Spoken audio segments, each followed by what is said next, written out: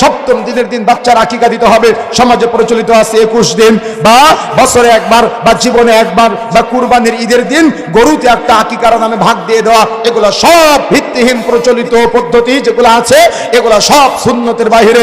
সুন্নাহ হলো, মনে রাখার চেষ্টা করবেন, সপ্তম দিনের দিন আকিকা দিতে হবে আর নাম রাখতে হবে সুন্দর অর্থবোধক নাম রাখতে হবে, যাতে করে সুন্দর অর্থওয়ালা নাম হয়। ইহুদি খ্রিস্টানদের সাথে যাতে করে নামগুলা মিলে না যায়, অর্থাৎ সুন্দর অর্থবোধক নাম রাখার চেষ্টা করবেন এবং সপ্তম দিনের দিন নাম রাখবেন। কখনো কোনো সপ্তম দিনের পরে নাম রাখার চেষ্টা করবেন না। একটা হলো জায়েজ আর একটা হলো সুন্নাহ। সবসময় সুন্নাহকে মানার চেষ্টা করবেন, সবসময় সুন্নাহকে মানার চেষ্টা করবেন। সপ্তম দিনের দিন রাসূলুল্লাহ সাল্লাল্লাহু আলাইহি ওয়াসাল্লাম আকিকা দিতে বলেছেন এবং রাসূলের নাতি হাসান হুসাইনকে সপ্তম দিনের দিন আকিকা দিয়েছিলেন মর্মে বর্ণনা পাওয়া যায়। এজন্য আপনিও আপনার সন্তানকে 7 দিনের পরে আকিকা না, বরং 7 দিনের দিন আকিকা দিবেন। 7 দিনের আগেও না, 7 দিনের পরেও না, সপ্তম দিনের দিন।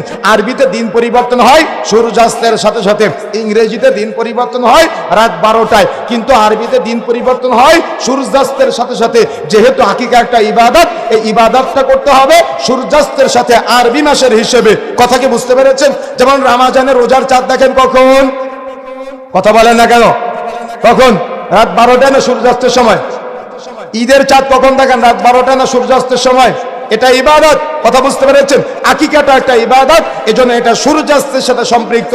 বাচ্চা যদি মাগরিবের মুয়াজ্জিন সাহেব আজান দিয়ে ফেলেছে, আল্লাহু আকবার বলে ফেলেছে, আর বাচ্চা দুনিয়াতে এসেছে, পরবর্তী দিন ধরতে হবে। আর মাগরিবের আগে যদি হয় তাহলে আগের দিন ধরতে হবে। যেমন আজকে কি বার? আজকে কি বার?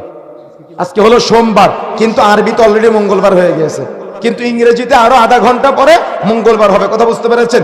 এই জন্য আরবিতে হলো সূর্যাস্তের সাথে সাথে দিন পরিবর্তন হয়। সুতরাং এই বিবেচনায় যদি ছেলে হয় 2টা ছাগল, 2টা ভেড়া বা 2টা দুম্বা, মেয়ে হলে 1টা ছাগল, 1টা ভেড়া বা 1টা দুম্বা। ভালো করে মনে রাখবেন, ছেলে হলে 2টা ছাগল, 2টা ভেড়া বা 2টা দুম্বা, মেয়ে হলে 1টা ছাগল, 1টা ভেড়া বা 1টা দুম্বা। গরু দিয়ে কখনো আকিকা হয় না, গরুর ভাগের মধ্যে কখনো কোনো আকিকা চলবে না। যারা গরুর ভাগে আকিকা দেওয়ার নিয়ত করেছেন, এটা ভুল চিন্তা। গরুর 7 ভাগের মধ্যে 1টা ভাগ আকিকার নিয়তে দিয়ে দিবেন, এই আকিকা বিশুদ্ধ হবে না। গরু দিয়ে কখনো আকিকা হয় না। আকিকা হবে ছাগল দিয়ে, অথবা আকিকা হবে ভেড়া বা দুম্বা দিয়ে। সুতরাং প্রিয় বন্ধুরা আমার, যে কথা বলতে চাচ্ছিলাম, তাহলে এভাবে আপনার সন্তানকে ওই সপ্তম দিনের আকিকা দিয়ে দেওয়ার চেষ্টা করবেন। এখন আসুন, দিন যায় রাত্রি যায়, সন্তান বড় হচ্ছে, সন্তানের সামনে অভিভাবকরা কখনো কোনো অপরাধ করবেন না। একটা ছোট্ট হাদিস আছে, ছোট্ট হাদিসের 4টা ব্যাখ্যা আছে। আল্লাহ রাসূল বলেছেন, আল হায়াউ লা ইয়াতি ইল্লা বিখাইর, লজ্জাশীলতা কল্যাণ ছাড়া কিছু আনয়ন করে না। যেখানে লজ্জা নাই সেখানে কল্যাণ নাই, যেখানে লজ্জা আছে সেখানে কল্যাণ আছে। এটা মূলত অভিভাবকদেরকে কেন্দ্র করে ইমাম নববী রাহিমাহুল্লাহ বলছেন যে অভিভাবকরা যদি ছোটদের লজ্জা না পায়, তাহলে ছোটরা কখনো অভিভাবকদের লজ্জা পাবে না।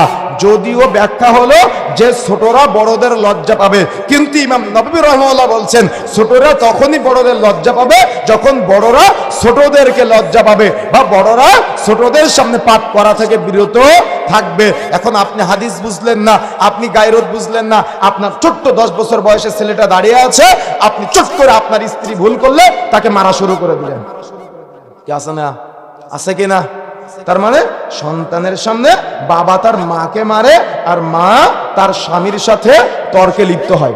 তাহলে ছেলেটা কি শিখলো? যে আমি যখন বিয়ে করব তখন বউ পিটাবো, আর মেয়েটা শিখলো বিয়ের পরে স্বামীর সাথে তর্ক করবো। কথা বুঝেন না মনে হয়? কথা বুঝতে পেরেছেন? তাহলে বাবা মার কাছ থেকে এই বিষয়টা কিন্তু সন্তান শিক্ষা অর্জন করলো। তার মানে শিক্ষা অর্জন হচ্ছে কোথা থেকে বলেন তো? বাবা মার কাছ থেকে।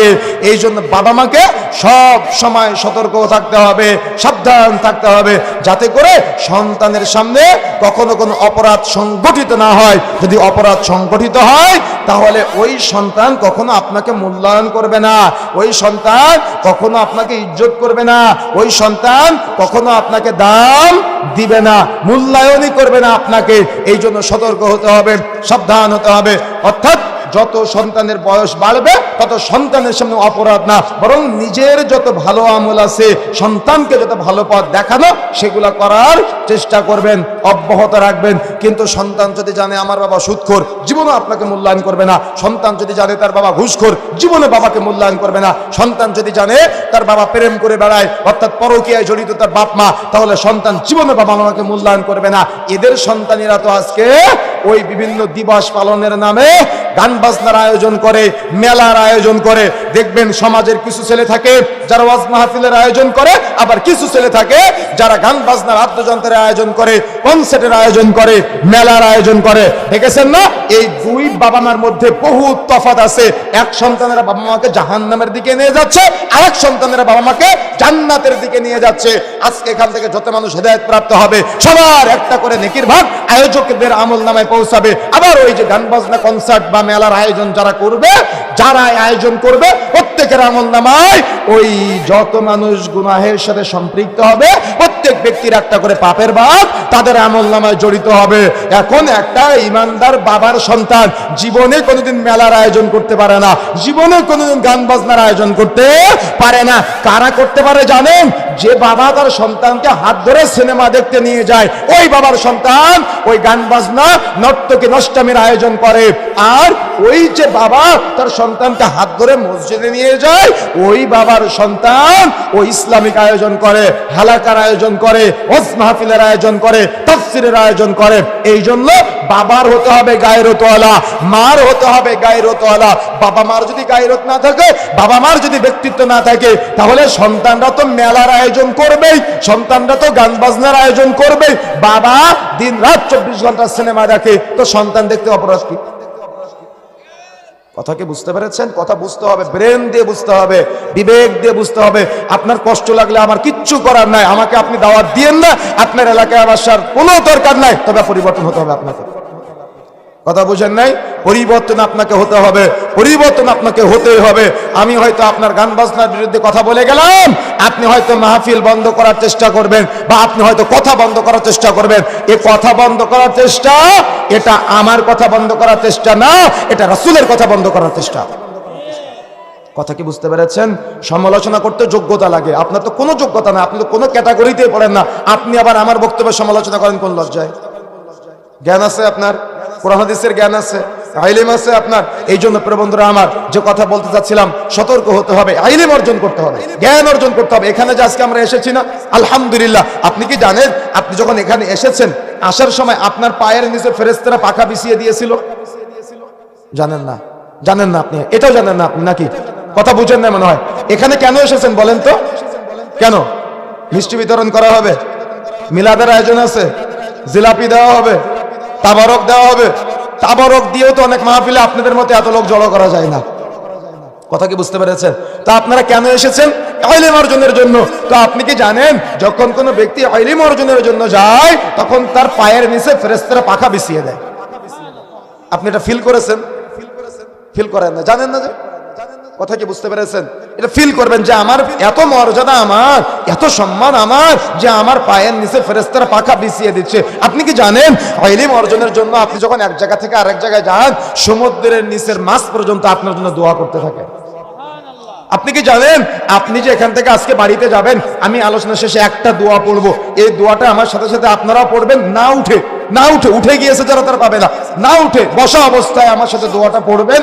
এখানে যত সাগিরা গুনাহ আছে আপনার আমার জীবনের, সব এখানে রেখে যাওয়া সম্ভব। তাহলে কি আল্লাহ যদি আমাদের ভালো না বাসতো, এখানে আমরা আসতে পারতাম? কথা বুঝেন না মনে হয়?